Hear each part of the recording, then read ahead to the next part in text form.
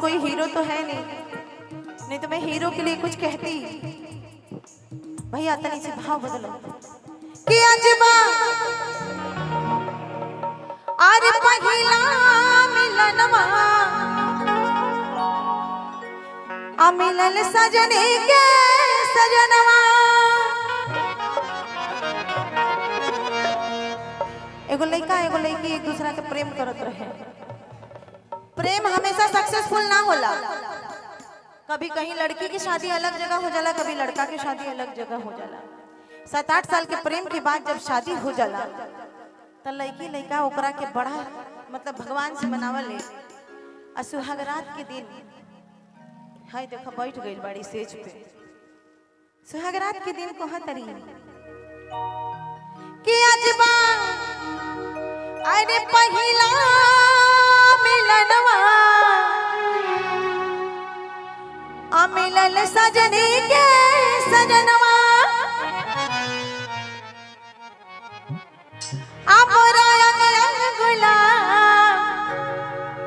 जस खिलल बा बदनवा कि सुनी सुनी भगवान, अरे सुनी सुनी भगवान जन बिहान होके दी कि आज राजा जी के करवे में सियान होके दी। आज राजा जी के करवे में सियान होके दी कि अजबा पहिला मिलनवा मिलल सजनी के सजनवा।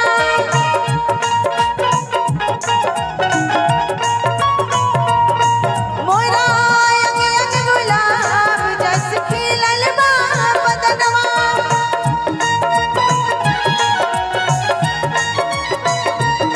सुनी सुनी चंदा मामा जन बिहान होके दी। सुनी सुनी भगवान जन बिहान होके दी। आज राजा जी के करवे में सियान होके दी। आज राजा जी के करवे में सियान होके दी।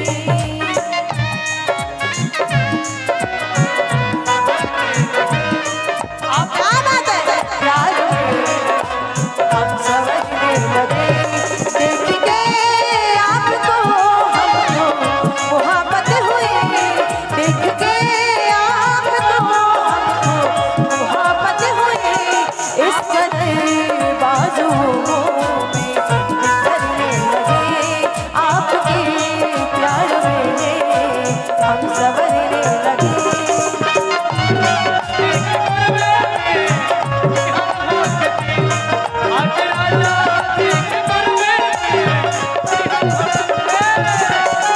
राजा जी के कुठवा से ये फिर से हुई भाव बनावत रही है। कहली है कि आप उधर चलिए तो मैं आऊं। क्या बात है, आपको बुला रहा है।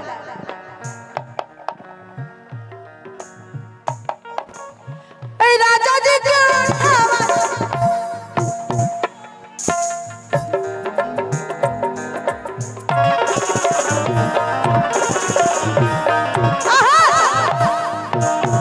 राजा जी के उठावा से उठ जावे साटे।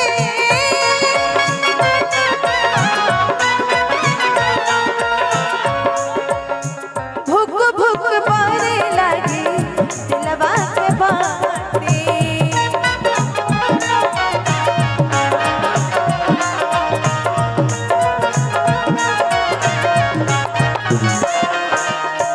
राजा जी के उठावा से राजा जी के उठावा से उठ जब साटे।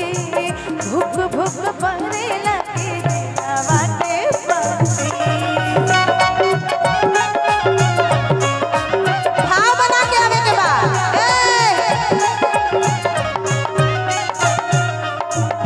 लेकिन तनी परिया मुर्गी मार के अब मुर्गी वाला भैया भाव दे दे तनी। जी के उठावा से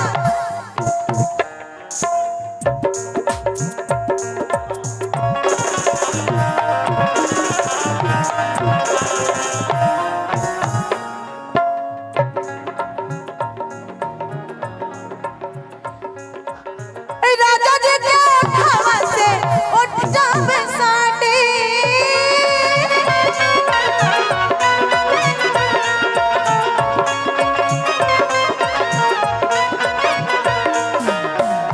इतना देर से मुस्कुरा रहे थे भैया। हाँ?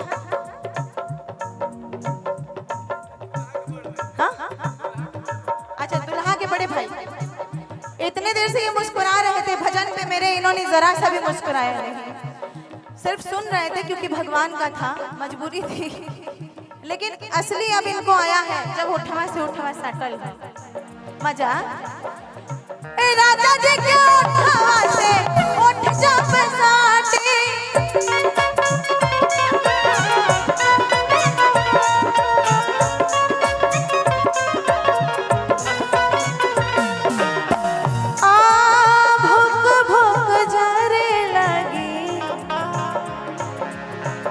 दिलवा के बाटे भुक भुक जाने लगी दिलवा के बाटे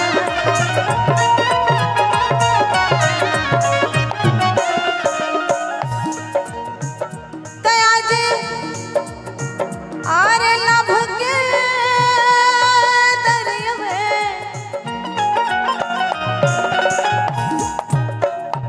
दया जी लभ के दरिया में